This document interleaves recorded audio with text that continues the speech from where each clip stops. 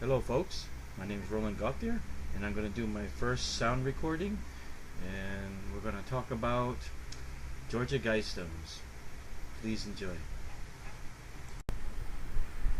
For those who does not know what Georgia Guidestones are, then let me fill you in with the details. No, it's not Stonehenge in Europe or the headstones on Easter Island, but they are stones that are very controversial to most Americans. Why is that?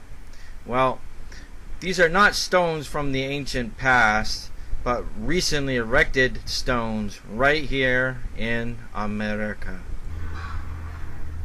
So, now you know what the subject is going to be. Let's get down and dirty and start filling you in with the details about these stones. It was only 5 years ago, after 9/11, that I have learned about the Georgia Guidestones, and I did not like what I was seeing or learning about them. These stones are basically the manifesto of the New World Order top global elites. What is said on them would most likely shock birds landing on them, because it's not good news for us humans who are considered expendable to the elites. You heard correctly. They want us dead, gone, zero from the face of the earth. Now you understand what the stones are for. Let's fill you in about what they say and where are they. The Georgia Guidestones is made of granite and was made in 1980 in the middle of nowhere, Elbert County, Georgia, United States. On those stones are 10 guidelines written in 8 languages, which is on 4 stones, 1 on each side. Then at the top sits another stone, and written on each side is 4 ancient languages.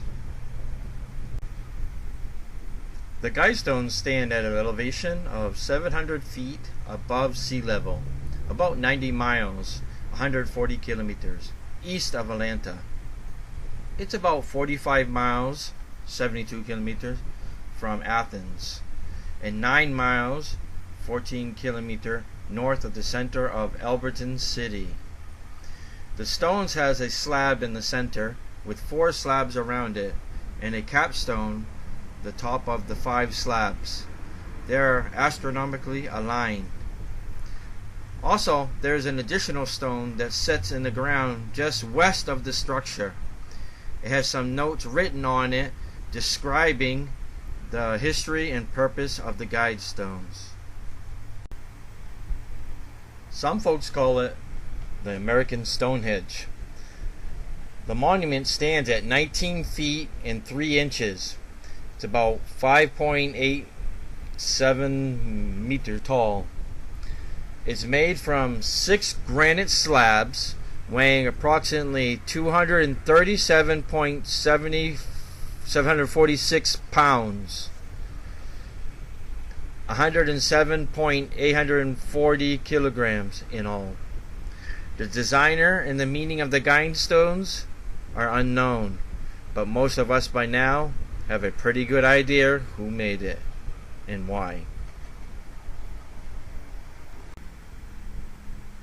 In 1979, a man using the pseudonym Robert C. Christian went to the granite company to Alberton on behalf of a small loyal group of Americans, which I say were cults.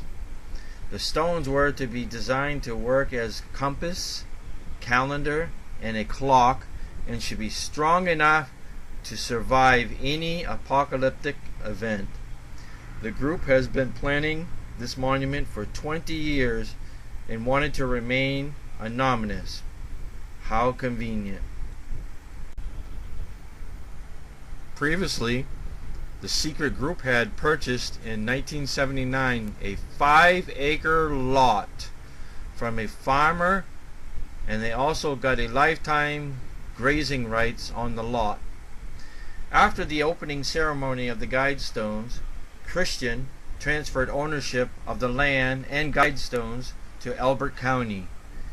In 2008, the stones were defaced with polyurethane paint, and graffiti slogans such as "Death to the New World Order" and "I am Goddess of Love."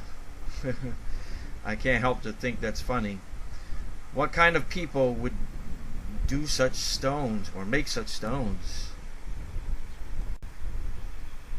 So I guess you want to know what's the big deal about stones, right? Well, let's forget the stones. Let me inform you what they have written or carved into these stones. First thing, let's name the 8 languages on the stones, starting clockwise. We have English, Spanish, Swahili, Hindi, Hebrew, Arabic, Chinese, and Russian. Well, sorry folks for those who have different languages. I guess you are not considered being a race, I suppose. How rude they are, right? Well, let's just move on and get to the meat of the bones, the inscriptions written on the stones. Okay, are you ready? You might want to stable yourself so you won't go to shock and fall back on the floor. Now the commandments. Commandment number 1.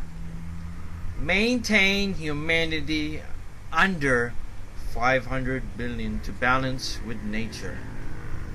I hope they will be the first to volunteer to be called in that case. Number 2. Guide reproduction wisely, improving fitness and diversity. Well, now, you know why we have been aborted or made feminine. Crazy fools. Who are they to judge? Number 3. Unite humanity with a new language. What? If they only want one language, hey, are they writing mini language on the stones? That crazy. Number 4. Rule passion, faith, tradition, and all things with tempered reasons. Okay, now I have a bad temper. I know the kind of passion they want. Your child and their beds. I think not, thank you. Faith? Who? Satan? Please. Tradition? Huh? I think I'm okay with my own traditions. I don't need psychos changing my traditions. Oh God, no. Number 5. Protect people and nations with fair laws and just courts. Are you kidding me? You fools been destroying people from day one. Fair laws? Yeah, it's 2018 and we have seen what laws has done for us. Oh God, no. Just court? Please show me one court lately that has been honest and just. I think you all better just stop while you're ahead. Number 6. Let all nations rule internally, resolving external disputes in a world court. Okay, we manage our problems within, but we can't judge unless it's in a world court? Let me guess who's the courts. United Nations? Yeah, we seen where they went off on the rails. Number 7. Avoid petty laws and useless officials. And let me guess, American laws are petty, right? Yeah, you said it, not me. Bunch of useless fools. Number 8. Balance personal rights with social duties. May I ask what rights needs to be balanced to what kinds of duties? Number 9. Prize truth, beauty, love, seeking harmony with infinite. I'm not going to say it. Easy boy. Ease on down. Number 10. Be not a cancer on the earth. Leave room for nature.